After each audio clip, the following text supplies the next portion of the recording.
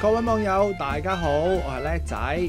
近排天氣好凍啊，我哋梗係整翻一啲暖粒粒，煮起上嚟又要方便就手，仲要營養豐富嘅湯飯暖下身啦。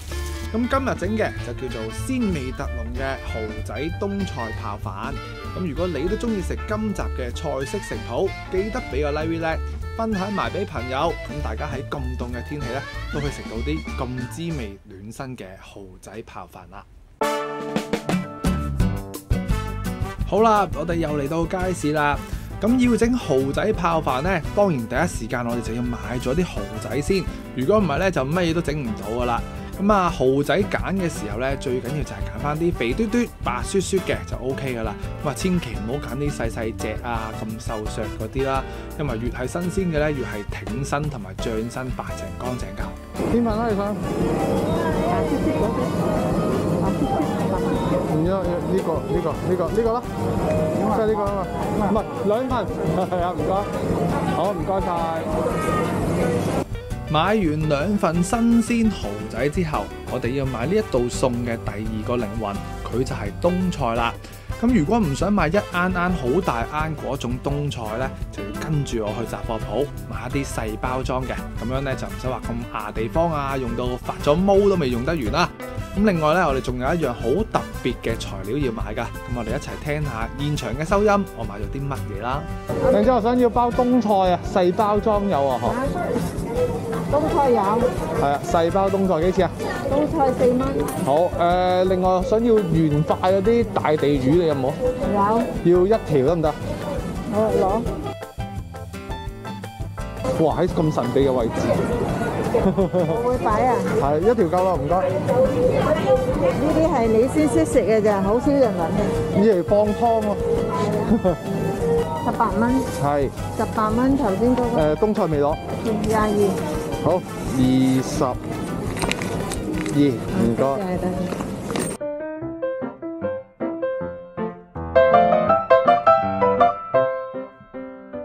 各位網友，大家好，歡迎又翻到嚟叻仔廚房啊！今集我哋整嘅咧就係蠔仔泡飯，咁所以咧第一時間咧我哋應該就要洗咗啲蠔先。而今次洗蠔嘅方法咧都盡可能會簡短咁樣去話俾大家聽，因為咧都有同我哋平時整蠔餅咧有些少嘅分別啊。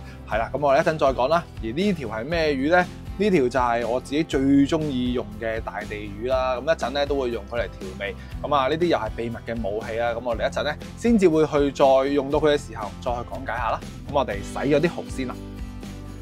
今次我哋洗蠔仔咧，最特別嘅地方咧就係會好快咁洗完。咁啊，同我哋平時洗蠔嘅方法咧，就會有些少嘅出入啊。咁啊，會做少啲嘅工序啊。咁點解咧？因為咧，主要都係要保留翻佢原材料嘅味道啦。嗱，我哋切記咧就用高速啦，同埋咧就係用一個溫柔嘅手法去洗。當我哋喺度撫摸佢嘅時候咧，記得就真係我哋想食鮮味咧，一定要去細心啲咁去揀下啲蠔殼，因為咧好容易咧就會有啲蠔殼喺度噶啦。其實我哋去洗蠔咧，俾翻多丁咁多嘅水啦，跟住之後咧可以喺度咁樣去攞一攞佢啦。隔一隔佢，咁我大概啦3-4轉水，咁我哋揀晒啲蠔殼先。加上而家咧係冬天咧，就更加啱食呢啲蠔，所以你會見到零舍啲蠔仔咧特別係肥美咁樣樣嘅。當我仔細咁喺度揀佢嘅時候咧，就俾啲建議大家睇啦。咁啊做得泡飯咧，最怕就係呢啲大大塊塊，因為咧好容易會棘到個喉嚨啊，甚至乎啊真係拮到你啲腸啊，所以揀蠔呢一步就係呢個菜式最重要嘅咯。揀晒蠔殼之後咧，我哋一如既往咧，我自己點樣都會加翻啲生粉落去，叫做輕輕咁去摸下佢，或者你可以用呢個撥佢嘅方法啦，咁樣去篩佢。生粉就有啲吸附嘅功用，咁就可以連埋嗰啲窿窿罅罅嘅嘢咧，都可以吸到佢出嚟。所以我強烈建議大家洗親蠔咧，最方便嘅方法都係落翻啲生粉落去。散一散佢，咁樣咧就會食得更加安心啦。洗乾淨晒啲蠔，當然咧就即刻嚟嗱過翻走呢啲生粉啦。亦都同一個道理啦，都盡可能快手咁去過走佢。咁我哋啲蠔咧已經係洗乾淨晒㗎咯喎。至最唔同嘅地方咧，就係當我哋洗乾淨晒之後咧，就由得佢喺度隔水咁就算㗎啦。係啊，咁呢啲蠔咧，我哋想保留翻佢嗰啲水分咧，咁一陣泡起飯上嚟咧，先至可以食到佢真正嘅蠔嘅鮮味啊！所以今次要洗得特別乾淨，我哋唔出水㗎。洗乾淨晒啲肥仔蠔之後咧，已經嚟到呢個白葉化嘅階段啦。咁我哋先準備定呢啲殼豆仔。咁啊，用得殼豆仔咧，貪佢咧夠甜啊。但係咧，我哋咧就想佢咧平均啲啦，所以揀嘅時候咧，盡可能均稱啲。咁烚起嚟嘅時候咧，個火候咧就會大家都會差唔多咁啦。嗱，呢度有2粒嘅冬菇片。咁啊，冬菇片咧可以增強一啲嘅咬口啦、口感同埋一啲嘅香味。切嘅時候咧，不厚不薄啦，係啦，咁啊就翻自己 OK 啊。之後我哋想健康啲咧，就浸定些少嘅貓耳，係啊，增強一啲嘅口感啦。嗱，浸好短時間嘅啫，呢度大概15分鐘到啦。浸完佢就揾翻啲生粉水散一散佢。一陣咧仲有個工序要做嘅，由得佢擺埋一邊先。嗱，比較特別嘅一樣嘢係咩咧？就係我哋開鑊嘅時候咧，想佢香啲。咁我準備咗些少嘅薑米啊，一粒粒咁樣樣。咁啊，貪佢容易爆啲啦，咁樣樣。咁我哋呢一度咧，想佢更加香咧，我有粒紅葱頭。咁紅葱頭是但切啦，切翻啲厚身些少嘅片狀就 OK 啊。咁其實你點樣切都冇所謂嘅，片狀咧就會容易啲爆香啦。咁上下。咁啊，到最後有個靈魂係咩嘢咧？冬菜。咁冬菜咧有個重點係咩咧？我哋洗嘅時候咧，記得就唔好浸佢，因為咧浸佢咧真係會冇晒啲味道。大概洗嘅時候咧，嗱，千祈唔好揚開個底佢咯。咁啊，過佢一陣水就好倒翻個底嗰啲嘢出嚟。咁啊，隨時咧會有啲沙咧隔起咗。咁啊，一般嚟講啊，過佢3-4轉水就 OK 嘅啦。咁啊，呢度咧大概有幾多咧？我會做一大碗啦。咁呢度咧大概有1手到。因為咧你攞得太過多嘅話咧，個味就會比較鹹噶啦。咁啊，揸晒佢裏邊啲水分出嚟。呢個冬菜咧就已經準備好啦。咁啊，冬菜仲有個 fan 好正嘅喎，係啊，我哋又可以再進一步咁去提升冬菜嘅香味係咩咧？蝦米啊，咁啊，求其浸一浸佢，唔好話浸太耐，又係浸得太耐咧，又冇咗陣蝦米味啊。所以你見我咧都仲係硬硬地咧，就已經搞掂咗呢個蝦米啊。咁啊，最夾係咩啊？冬菜咯。跟住咧，不得不提嘅就係呢一兜係乜嘢嚟咧？呢一兜咧係我醃咗1晚嘅蝦醬豬肉，咁主要嘅成分咧都係蝦醬啊、生抽啊、糖啊、生油啊呢類嘢嘅啫。如果冇嘅話又點樣搞咧？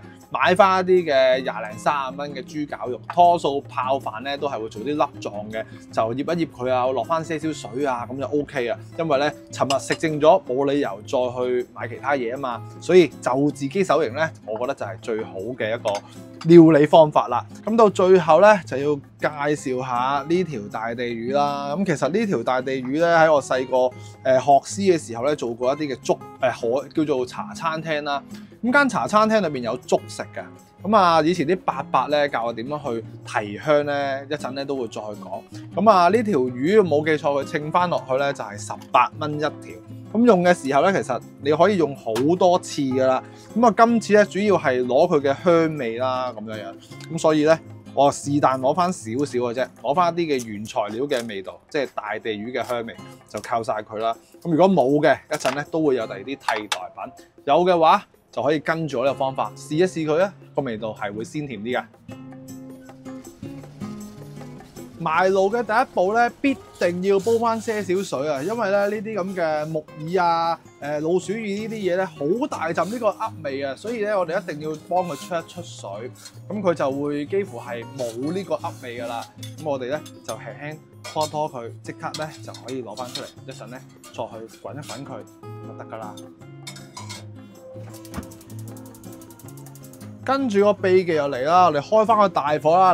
嗱，小朋友千祈唔好亂學啊！嗱，以前咧我哋做咧就成塊呢一個大地魚嘅成條攞去燒一燒佢提香嘅，因為當時咧唔會話有焗爐啊嗰啲嘢咁，咁我哋咧直情係呢啲叫直火燒啦。咁啊燒到佢點樣為之得咧？看一看佢聞到香咧就已經 OK 啦。咁啊唔好話成日都 hold 住喺度燒啦，因為佢都會有少少着火嘅。咁啊記得小心啲，看一看佢 OK 噶啦，熱熱地咧佢已經係激發起佢嘅香味㗎啦。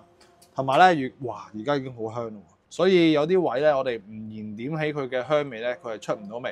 咁你會見到佢咧呢啲有些少魚鱗喺度嘅。咁如果你擔心嘅話，咪落翻個湯袋咯。但係如果我哋少少地咧，我唔太介意又唔會話咁容易散嘅話咧，我一陣就咁成塊放落去嘅。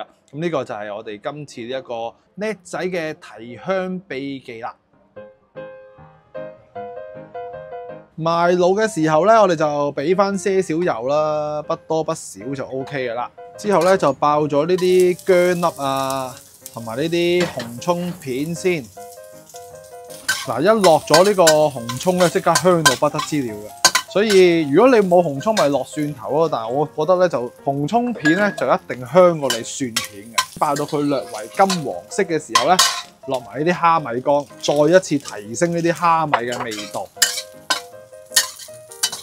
當我哋聞到啲蝦米香香地嘅時候咧，今次我就會特別啲啊，因為我呢啲係叫做醃好咗嘅蝦醬豬肉啊嘛，所以我就會輕輕爆一爆香個面頭咁樣先嘅。咁如果你用嘅係豬肉碎嘅話咧，就一陣放埋落去就 OK 嘅啦。略為爆香咗呢啲豬肉片，你見佢有些少嘅焦黃色咧，香噴噴噶啦。呢個時候落翻啲滾水落去，咁我哋咧煲滾翻佢先。咁啊，因翻住大家嘅水量啦，係啊，一陣可以再加水嘅，等佢滾起先。如果冇呢塊大地魚片嘅話咧，就加翻我呢一隻叻仔秘技大地魚粉。咁我有片咧就唔使落咁多呢啲大地魚粉咯，咁咪落翻大概1/3茶匙度，叫做調一調味 OK 嘅，因為其他嘢咧都夠味㗎。之後咧，我哋想佢有些少嘅香味咧，加翻些少嘅白胡椒。咁我哋可以而家落翻些少，到臨出嘅時候咧，再落翻些少都冇問題噶。咁個味咧會更加之香噶。稍為滾一陣啦，跟住我哋準備翻一兜嘅飯啦。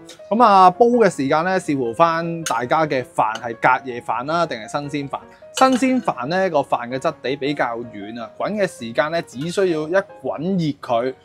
你控制翻一個不軟不硬嘅狀態就 OK 啊。咁所以咧，我哋落咗呢一啲咧，我唔係隔夜飯嚟嘅，所以只要佢滾翻起佢咧，已經可以起得咁滯。咁我哋先滾起佢先，我哋啲材料咧要逐樣放落去，咁佢個味道咧先至會更加好噶。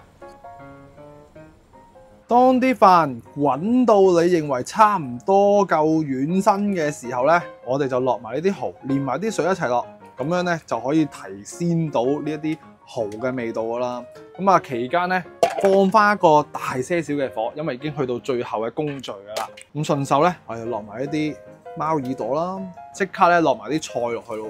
先放埋我哋最後一樣調味品，呢樣嘢係最緊要嘅，就係冬菜。咁落去咧，千祈唔好咁早落，如果太過早落咧，佢會滾到啲味走晒。咁呢個時候咧，我哋只需要再一次滾起，咁呢一煲蠔仔泡飯咧就大功告成噶啦。其實都好簡單方便喎，咁又唔使話淨係得飯食，又有菜，又有魚，又有肉添。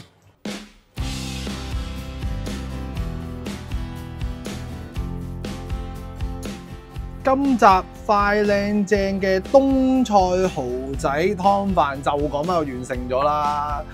希望大家中意啦。咁啊啱晒喺我哋啲咁凍嘅天氣食就最好啦。咁啊最緊要洗啲蠔洗得乾乾淨淨就 OK 啊。咁到最後咧，我自己覺得就會俾多些少胡椒粉啦。有啲網友甚至乎係會加啲麻油落去，就更加有一個滑口嘅感覺啦。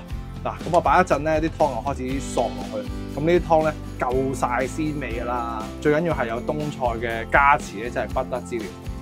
有湯飲，有蠔仔食，有肉食，有菜食，咁啊一家4、5口夠食噶啦。如果中意呢個湯飯嘅話咧，就記得俾個 like 仔，分享埋俾朋友。咁大家咧喺冬天咧都有快靚正暖粒粒嘅湯飯食啦。下一集我哋繼續一齊煮，一齊嘆。下條片再見，拜拜。